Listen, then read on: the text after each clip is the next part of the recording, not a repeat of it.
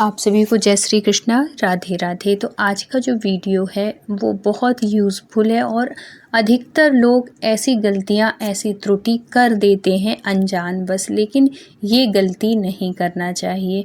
आप भी अगर अभी तक ये गलती कर रहे हैं, ये त्रुटि कर रहे हैं, तो इसके बाद ये गलती बिल्कुल मत करिएगा, क्योंकि हमारे जो कन्हैया हैं वो एक बाल रूप में है। हमें उनकी कैसी सेवा करनी चाहिए, क्या गलती नहीं होनी चाहिए, क्या गलती लोग कर देते हैं वो नहीं होना चाहिए, ये सब कुछ आपको इस वीडियो के माध्यम से सुनने को मिलेगा। तो ये जो सत्य लीला कथा है ये रागिनी जी ने शेयर की है। रागिनी जी से बहुत समय से कुछ ऐसी त्रुटियां हो रही थी, ऐसी गलतियां हो रही थी, जिसकी वजह से उनके लड्डू गोपाल ने उन्हें खुद अनुभूति कराई।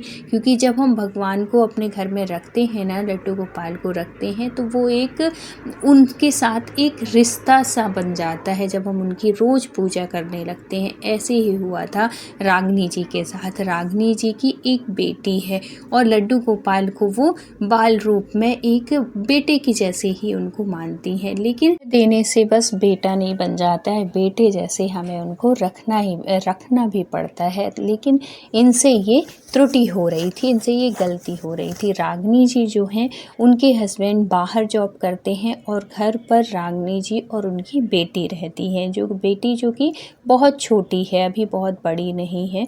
तो इनका क्या होता था कि इनका फास्ट रहता था, इनका 2-3 ऐसे व्रत हो जाते थे हफ्ते में, 15 दिन में, जो कि ये रहती थी। और जब ये फास्ट रहती थी तो अब अकेली बेटी है, वो तो छोटी है, वो कहीं कुछ बना दी, कहीं कुछ भी बना दी उसके लिए और उसको खिला दी, लेकिन खुद तो खाना नहीं था, व्रत था। तो ये क्या करती कि व्रत में शाम को ही जब बनाती तब ये लड्डू गोपाल का भोग लगाती थी। ऐसे ही बहुत समय तक चलता रहा। कभी कभी तो ऐसा होता कि इनको जैसे कहीं बाहर जाना होता, मार्केट जाना है, या कि किसी के घर में कुछ प्रोग्राम है, कुछ भी है, शादी है, ब्याह है, कुछ भी है, अगर वहाँ जाना है तो ये सुबह से चली जाती और कन्हैया के लिए ना तो भोग रख के जाती ना तो कुछ, जो कि ये बहुत गलत बात है। अगर आपने घर में लड्डू गोपाल की सेवा ली है तो उनका प्रॉपर ध्यान रखिए, आपकी उनके साथ कैसे हमें उनको रखा जाता है घर में और कैसे सेवा की जाती है। ये नहीं कि एक दिन तो आपने बहुत अच्छे से भोग लगा दिया और दूसरे दिन उनको पूरा दिन के लिए भूखा रखा। ऐसे ही ये रागिनी जी कर रही थी बहुत टाइम से। इनको वैसे तो ये कहती थी कि मेरा बेटा है, लड्डू गोपाल को मैं बेटे जैसे सबसे बोलती, मैं बेटे जैसे मानती हूँ, लेकिन कह देने से बस थोड़ी होता है, उनके साथ रहो भी तो आप वैसे। तो एक बार क्या हुआ कि इनको ना बहुत दिनों से ऐसा लगता कि जैसे जब इनका व्रत होता है तब तक ये कहती हैं कि मुझे ऐसा बार बार ऐसे अंदर से लगता है, या कि जब मैं सो रही होती तो चाहे वो स्वप्न हो या जो भी हो, मुझे ऐसा लगता है कि जैसे कोई बच्चा है, जैसे एक बच्चे की नहीं रोने जैसी आवाज़ आती है, या कि कुछ भी ऐसे बच्चे जैसे आवाज़ आती थी मुझे हमेशा। चाहे कभी कभी तो ऐसा होता है कि दोपहर में भी अगर मेरी हल्की सी भी आंख लगी है ना, तो ऐसा लगता है कि जैसे कोई बच्चा है क्या, या कि कोई बच्चा रो रहा है क्या, इस तरीके से लगता। बहुत परेशान होने लगी और ये कहती हैं कि मेरे को हमेशा नहीं होता, मैं अधिक बहुत टाइम तो मैंने ध्यान नहीं दिया, लेकिन जब मैंने नोटिस करना शुरू किया तो ये चीज़ तभी होती जब मेरा फास्ट रहता था। तो इन्होंने कई बार इन्होंने ऐसे अनुभव किया, ऐसी चीज़ें वो हुई, कई लोगों से बताया तो कई लोगों ने ऐसे कह दिया कि अरे होगा, मन का भ्रम है, ऐसा कुछ नहीं है ऐसे। और बहुत से लोग ऐसे गलत तरीके से भी बताने लगे कि डरवाने लगे कि ऐसा तो नहीं कि कुछ है तेरे घर में कुछ। देखो तरह तरह के लोग तरह तरह की बातें करते हैं, है ना, कई प्रकार की। जब हम कई लोगों से बात करते हैं तो हर लोगों के अपने अपने विचार होते हैं। ऐसे ही रागिनी जी से भी कुछ ने बोला कि ऐसे ही है, नॉर्मल है, ऐसा कुछ नहीं, तेरा भ्रम है। कुछ ने बोला कि ऐसा तो नहीं तेरे घर में कुछ नेगेटिविटी, नेगेटिव ऊर्जा हो, कुछ ऐसे इस तरीके से पूजा करवा ले, पाठ करवा ले। बहुत से लोगों ने बहुत तरीके से बोला, लेकिन जो एक आंटी इनको मिली वो भगवान की भक्ति, भगवान की पूजा पाठ, बुजुर्ग थी, उनके बहुत से ऐसे अनुभव भी थे जीवन के। जब जो बुजुर्ग हो जाते हैं ना, उनके बहुत सी ऐसी बातें होती, तजुर्बा होता है उनको। तो उसको ना कई लोगों से पूछा पूछा, लेकिन उसको संतुष्टि नहीं हुई उनकी किसी भी बात से।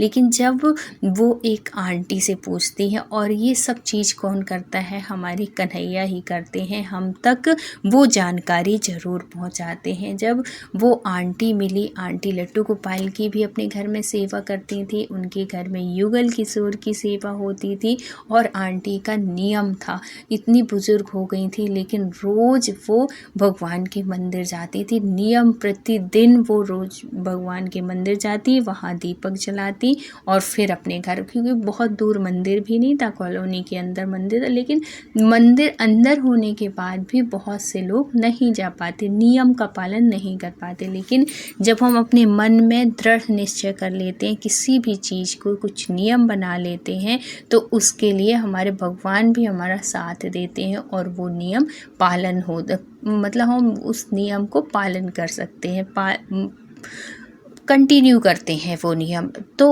उसके लिए भी भगवान की कृपा ज़रूरी है। कुछ लोग स्टार्ट तो कर देते हैं कोई भी चीज़, लेकिन कुछ दिन तक ही उनकी चलती है, 10 दिन 15 दिन महीने ऐसे ही चलती है, लगातार नहीं हो पाते। जैसे हम कह भी दें कि भगवान अब हम रोज़ मंदिर आएंगे, हमने नियम बना लिया है कि हम रोज़ आपके घर आपके मंदिर आएंगे और जोत जलाएंगे, लेकिन वो नियम पूरा नहीं हो पाते। कुछ ना कुछ ऐसे जीवन में परेशानी आ जाए, घर परिवार कुछ भी क्लेश, कुछ भी ऐसा हो कि हमारे वो नियम टूट जाते हैं। लेकिन ये आंटी कह रही थी कि मुझे 25 साल हो गए, मैं लगातार शाम की आरती और दीपदान ज़रूर करती हूँ, मंदिर में आके दीपक ज़रूर जलाती हूँ। ये सुन के उसको बड़ा अच्छा लगा, और फिर बाद में ऐसी बातों ही बातों में उसने अपनी परेशानी बताई कि आंटी, मैं तो पहले मुझे ऐसे ही लगता था, लेकिन मैं कुछ दिनों से, कुछ महीनों से मैं नोटिस कर रही हूँ कि जब भी मैं व्रत करती हूँ ना, तो मुझे ऐसे लगता है कि जैसे कोई बच्चा हो, बच्चे के रोने जैसे आवाज़ आती है, बच्चे की परेशान, जैसे कुछ बच्चे होते हैं ना, छोटे बच्चे, जो जब वो परेशान होते हैं, खींचते हैं, ऐसे इस तरीके से मुझे अनुभव सा होता है। और ये तब होता है जब मेरी हल्की सी नींद लगी होती, चाहे वो दोपहर हो चाहे वो रात हो, कभी ना कभी व्रत के दिन मुझे ऐसी अनुभूति ज़रूर होती है। तो ये क्या है, मैं परेशान हो रही है, मतलब मुझे एक गलत चीज़ का भी डर लग रहा है कि कुछ नेगेटिव ऊर्जा है क्या मेरे घर में, या कि कुछ मेरे से गलती हो रही है, कुछ त्रुटि हो रही है। आप तो बहुत पूजा पाठ करती हैं, आप मुझे मार्गदर्शन दीजिए कि मेरे से कोई गलती तो नहीं हो रही है, कुछ अपराध तो नहीं हो रहा है, किसकी वजह से मेरे साथ ऐसे हो रही है, कि फिर मैं जो व्रत कर रही हूँ उस व्रत में कोई मेरे से त्रुटि हो रही है, क्यों मेरे साथ ऐसा हो रहा है। ये सब कुछ जब वो रागिनी जी उन आंटी से पूछती हैं, तो वो आंटी भी उनसे कुछ सवाल करती हैं, कुछ पूछती हैं कि बेटा तुम भगवान की सेवा करती हो, अपने घर में भगवान रखी हुई हो। तो वो बताती हैं कि हाँ आंटी जी, मेरे घर में लड्डू गोपाल है और मैं लड्डू गोपाल को अपने बेटे जैसे मानती हूँ, क्योंकि मेरी बेटी है तो मैं उनको बेटे जैसे, और इसलिए भी मानती हूँ कि जब मेरी बेटी का पहला बर्थडे था तभी मेरे जो हस्बैंड थे वो मुझे लड्डू गोपाल लेके आए थे, क्योंकि मेरे बहुत दिन से उनसे कई बार उनसे बोला था, तो इस दिन उन्होंने बेटी के बर्थडे के दिन ही लाया था, तो मैं उनको इसलिए मैं बेटे के जैसे ही मानती हूँ। तो उसने बोला कि ये तो बहुत अच्छी बात है, अगर आप उनको बेटे जैसे मानती हो तो फिर बेटे जैसे ख्याल भी रखती होगी। तो वो बोली कि आंटी कैसे बेटे जैसे, बोली कि जैसे तुम अपनी बेटी को भोजन पानी खाना पीना खिलाती हो वैसे तो उनको भी करती हो। बोले नहीं आंटी, उनका तो मैं ऐसे नहीं कर पाती हूँ। तो फिर बोली कि फिर बेटा क्यों बोल रही हो कि बेटे जैसे मानती हो, सिर्फ बेटा।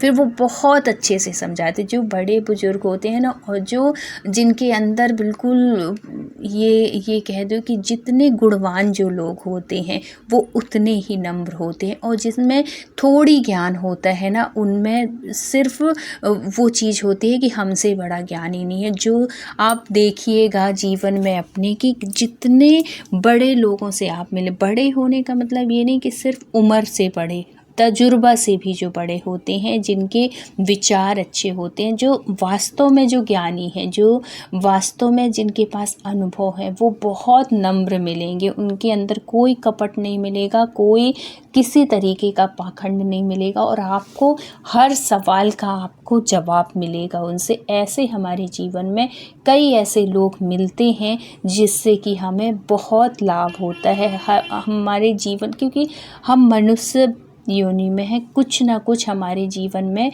हर इंसान के जीवन में कुछ ना कुछ परेशानी, कुछ ना कुछ जीवन में लगा ही रहता है। तो अगर आपके जीवन में भी कोई ऐसे लोग हैं ना, तो इसमें भगवान की बहुत कृपा समझिए कि आपको उन परेशानियों में कोई मार्गदर्शन देने वाला है, कोई सही सलाह देने वाला है, कोई आपको सही तरीके से समझाने वाला है कि नहीं ऐसे नहीं, ऐसे करो, नहीं बेटा ये समय है, ये समय कट जाएगा, कोई बात नहीं, ये ऐसे हो जाएगा। ऐसे भी अगर कोई बोलने वाला है ना, तब भी आप बहुत भाग्यशाली हैं। ऐसे ही साथ मिला इनको, रागिनी जी को, वो आंटी जी का बहुत प्यार से समझाती हैं।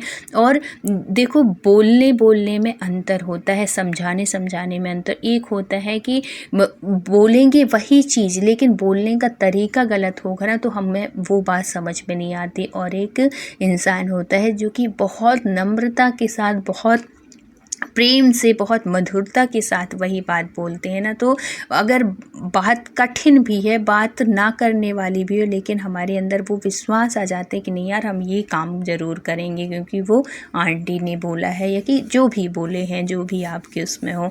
तो ऐसे ही इन्होंने बहुत तरीके से समझाया उसको, और है तो बड़े सरल भाव से समझाया कि बेटा भगवान सिर्फ वो नहीं है कि सिर्फ मूर्ति ही है। आप वो भगवान जो है ना, भगवान हमेशा भाव के भूखे होते हैं, भक्त के वश में हो जाते हैं। वो जगतपति होने के बाद भी वो आपके वश में हो जाएंगे। कब होंगे? जब आप इतने प्रेम से, इतने भाव के साथ उनकी सेवा करोगे तब। तो फिर बाद में उन्होंने कई ऐसी चीज़ें पूछी। फिर उन्होंने भोग प्रसादी का भी पूछा कि बेटा जैसे तुम्हारा व्रत है, जैसे आज तो आपने उनको भोग क्या लगाया? तो फिर वो आंटी बोली कि आंटी, वो रागिनी बोली कि अभी तो कुछ नहीं लगाया, जब मैं शाम को अपना प्रसाद बनाऊंगी, भोग का बनाऊंगी, तभी उनको लगाऊंगी। तब उन्होंने बोला कि देखो, तुम अपनी बेटी को ऐसे करती हो कि जब व्रत तोड़ोगी, अपना व्रत का वो करोगी, पारण करोगी, तभी बेटी को खिलाओगी, ऐसे नहीं करती हो ना। तो वो भी तो एक छोटे से बच्चे जैसे हैं, तुम उनको भी अपनी बेटी जैसे जिस दिन मानने लगोगी ना, तो ये सारे जो तुम्हारे अंदर भ्रम है, जो रोने की आवाज़ आती है, इस तरीके का वो होता है, वो सब कुछ दूर हो जाएगा, करके देखो। तो वो जो रागिनी थी, सच में वैसे ही किया, बिल्कुल अब अपने बच्चे के जैसे ही उसकी सेवा करने लगी, वैसे ही भोग लगाने लगी, वैसे मतलब ध्यान रखने लगी। तो कुछ समय में ही उसको परिवर्तन दिखा और वो सारी आवाज़ें आना बंद हो गई और लड्डू गोपाल की अनुभूति होने लगी, इतनी कृपा होने लगी उसके जीवन में।